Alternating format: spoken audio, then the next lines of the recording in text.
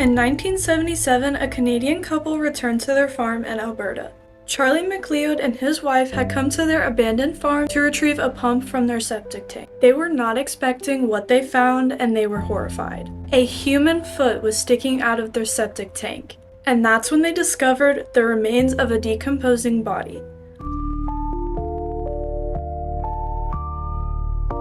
Gordon Sanderson was born in Manitoba, California on October 22, 1950. He was an Indigenous man with a rather rough childhood. He was placed in foster care at the young age of 6, and he was a part of the 60s Scoop. The 60s Scoop began in 1951 in Canada. Changes were made to the Indian Act, and the rights of Indigenous people were limited due to this. This gave the Canadian government authority over child welfare in Indigenous communities. And at that point in time, those communities faced trying times. They faced poverty and socioeconomic issues. The government's response to this was taking the children away from their parents without the parents' consent. And then they placed them into foster care. And those children faced immense trauma. Many of those children were abused by their adopted families. This truly had an impact on Gordon Sanderson. When he got older, he faced struggles with addiction and even had a few run-ins with the police. In his adult life, he moved to Edmonton in the 1970s. One day, he decided that he wanted to go meet up with his younger brother, Arthur. However, he never made it to that meeting, and that was the last that his family ever heard from him. They had no idea what happened to him. It seemed like he just completely vanished. Joyce Sanderson, who was Gordon's sister, reported him missing in the 1980s. However, after she made this report, she did not receive any updates from the police. As a result, the Sanderson family went decades without answers. The man found in the septic tank in Alberta became known as the case of Septic Tank Sam. At first, the medical examiner could not identify the remains as male or female because of how mutilated they were. So it took months to discover that the victim was male.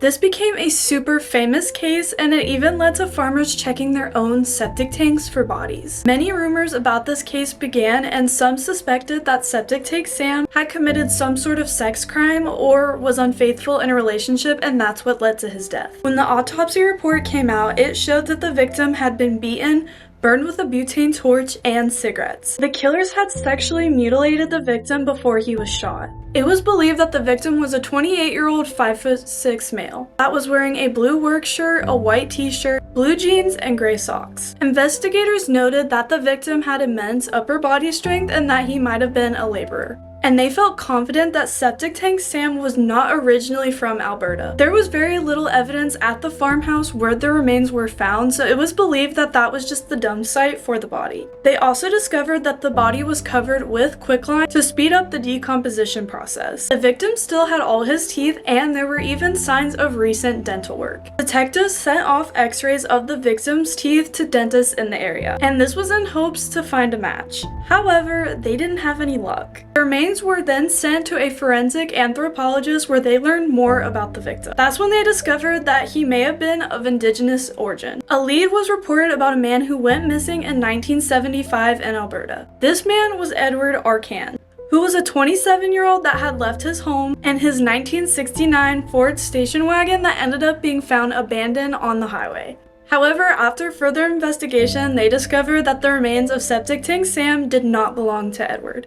Edward was missing 6 teeth, while Septic Tank Sam wasn't missing any. Finally, on June 29, 2021, it was reported that the remains of Septic Tank Sam had been identified through genetic genealogy. After roughly 44 years, DNA was submitted by police to a laboratory in Texas, and the remains were identified as Gordon Sanderson. The killers of Gordon Sanderson remain unknown to this day. It was suspected that he was killed by some of his associates that he was involved in crimes with. It is believed that his killers are no longer alive, but the case still remains open. After over 4 decades, there has finally been some light shed on this case and the disappearance of Gordon Sanderson. However, there is still so much we don't know about this case.